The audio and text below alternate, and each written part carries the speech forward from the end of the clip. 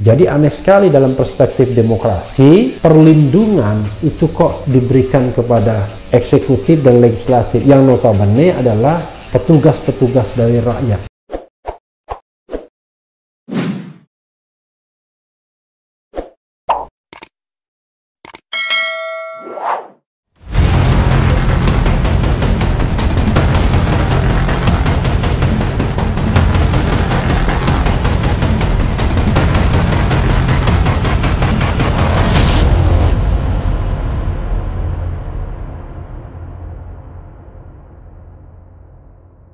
Assalamualaikum warahmatullahi wabarakatuh, sobat RH sekalian.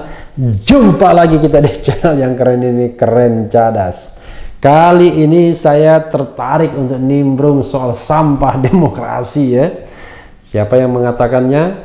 Ali Mokhtar Ngabalin dari suara.com ya.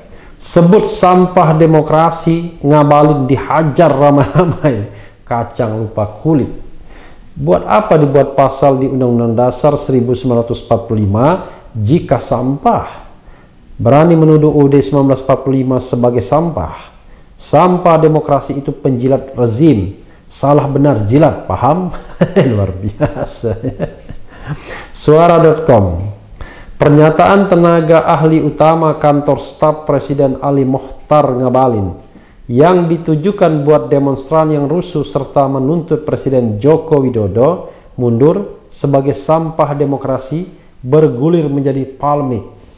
Tanggapan kontra disampaikan sejumlah tokoh politik dan tokoh agama melalui media sosial.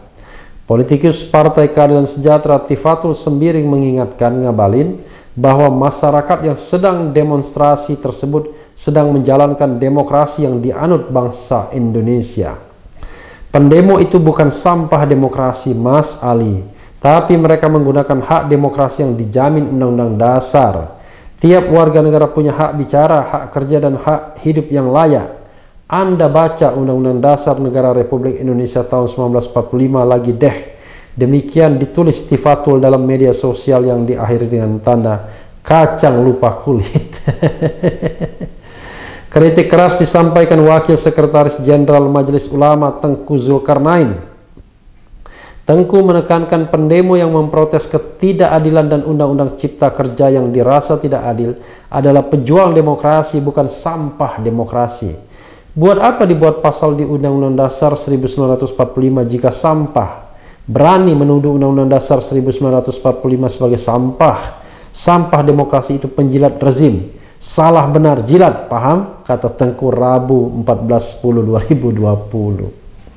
Sedangkan politikus Partai Demokrat Rahlan Nasidik mengingatkan Ngabalin tentang pernyataannya.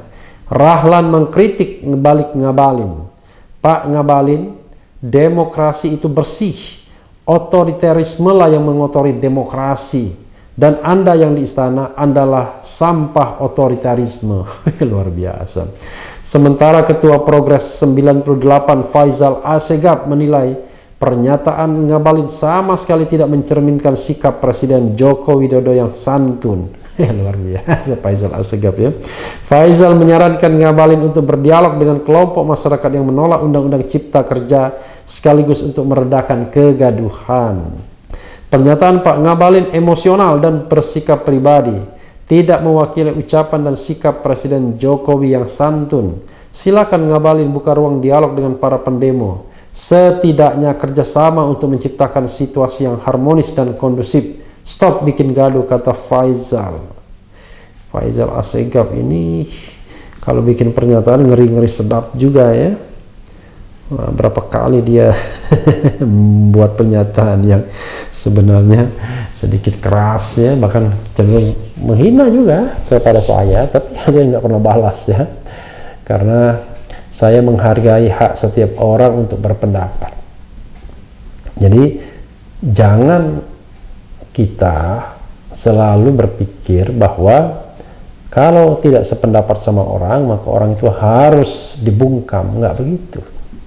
Biarkan orang berpendapat, tapi kalau bisa jangan menggunakan kata-kata yang melakukan delegitimasi ya, seperti misalnya Ngabalin mengatakan sampah demokrasi. Memang hak dia untuk menyampaikan pendapat itu, tetapi tentu hak orang lain juga termasuk hak saya untuk mengomentarinya sebagai tidak benar.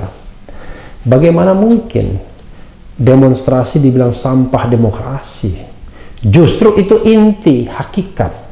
Jadi sobat RH sekalian, kalau kita pakai terminologi demokrasi, demokrasi itu adalah demos dan kratos ya. Demos itu rakyat, kratos atau kracen itu pemerintahan. Jadi pemerintahan oleh rakyat. Maksudnya adalah kedaulatan rakyat, people's sovereignty. Nah, kedaulatan rakyat tersebut diwujudkan dalam berbagai bentuk. Melalui pemilu, rakyat yang berdaulat itu memilih pemimpin-pemimpinnya untuk duduk di eksekutif. Ya, Presiden Joko Widodo yang sekarang dibela mati-matian oleh Ngabalin, ya, benar atau salah pokoknya bela, ya. Ini luar biasa Ngabalin pengabdiannya ya kepada negara ini. Lalu memilih juga anggota-anggota DPR untuk menjadi wakil-wakil rakyat, dan juga memilih anggota-anggota DPD untuk menjadi wakil-wakil mereka juga dalam perspektif daerah. Di daerah mereka memilih anggota DPRD provinsi, kabupaten, kota. Intinya adalah kedaulatan rakyat itu diwujudkan ke dalam pemilu salah satunya, dan terpilihlah pemimpin. Karena tidak mungkin rakyat langsung memerintah. Dia memerintah melalui orang-orang yang dia pilih. Tapi bukan berarti sobat RH sekalian, setelah berpemilu, setelah memilih wakil-wakil rakyat, lalu rakyat itu sendiri hanya berdiam diri. Enggak begitu. Karena tidak setiap saat pemerintah yang dipilih oleh rakyat sejalan dengan rakyat yang memilihnya. Tidak setiap saat anggota DPR atau wakil rakyat sejalan dengan rakyat yang memilihnya. Kalau mereka tidak sejalan lagi dengan rakyat, ya tidak boleh disalahkan. Rakyat menyatakan sikapnya sendiri secara langsung kepada para wakil rakyat dan kepada pemimpin rakyat yang dipilih oleh rakyat. Jadi aneh sekali dalam perspektif demokrasi, perlindungan itu kok diberikan kepada eksekutif dan legislatif yang notabene adalah petugas-petugas dari rakyat untuk mewujudkan tujuan bernegara. Jadi yang harus dilindungi adalah rakyat, bukan mereka yang duduk di singgasana kekuasaan. Karena itulah, kalau rakyat berdemokrasi, berdemonstrasi, tugas negara adalah mengawal dan melindungi agar mereka bisa menyampaikan orasi, menyampaikan pendapat, menyampaikan opini dengan cara yang aman dan damai. Tapi yang terjadi kan sebaliknya, masyarakat dianggap sebagai sampah, dianggap sebagai musuh negara, lalu negara memasang barikade, memasang jarak, memasang tembok yang tebal dan tinggi agar tidak bisa berdialog dengan semua kelompok yang tidak setuju dengan negara atau tidak setuju bahkan dengan individu presiden misalnya. Nah, inilah salah kaprahnya. Harusnya negara tidak begitu. Negara harus berperan sebagai ayah, sebagai bapak yang mengayomi seluruh komponen masyarakat, baik yang suka memuji maupun suka mengkritik, baik yang suka mendukung maupun suka menentang. Karena semuanya berhak atas perlakuan yang adil, berhak atas perlindungan, berhak atas pengajaran, berhak atas semua hak-hak yang diberikan oleh konstitusi. Jadi sobat RH sekalian, justru kalau setiap unjuk rasa itu selalu ada kerusuhan, kegagalan bukan pada peserta unjuk rasa, kegagalan berada pada negara yang tidak mampu memberikan playing field, lapangan permainan kepada rakyat agar mereka tetap mampu untuk menyampaikan suara dan aspirasi mereka, hati nurani mereka. Jadi tugas negara, tugas penguasa baik di eksekutif maupun legislatif adalah mendengarkan keluhan mereka, pendapat mereka, opini mereka. Dan jangan lupa, kedaulatan itu tetap berada di tangan rakyat meski sudah ada pemimpin-pemimpin rakyat dan wakil-wakil rakyat yang dipilih. Jadi Bang Ngabalin ya, kebetulan teman saya juga ya, sering juga berdebat dengan saya di televisi. Demonstrasi itu sama sekali bukan sampah. Dia adalah mahkota. Dia adalah pucuk dari demokrasi. Dan demokrasi tanpa demonstrasi, tanpa unjuk rasa, tanpa sarana untuk menunjukkan kedaulatan rakyat, maka dia bukan demokrasi, tapi otokrasi atau oligarki. Demokrasi itu tetap pemerintahan atau kedaulatan yang berada di tangan rakyat, yang bisa menjelma dalam demokrasi langsung maupun demokrasi tidak langsung.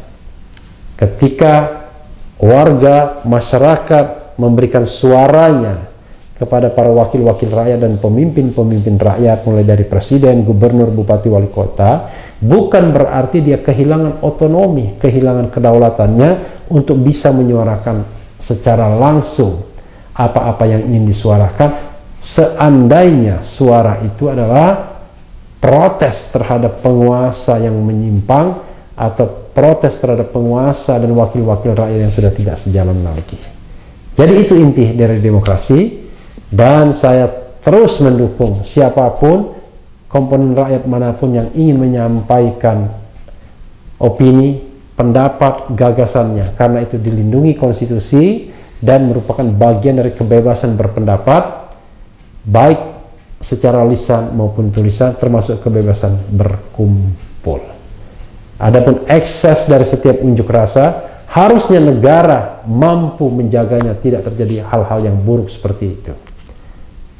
Sobat era sekalian, itu saja. Mudah-mudahan ini bisa memberikan perspektif. Yang penting tetap di channel ini, karena di channel ini Anda akan dirayu, ditipu, dibaperin, dicecar, diuber pula di jalur khusus.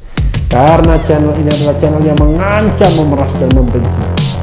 Jangan lupa subscribe, like, comment, and share. Cheers.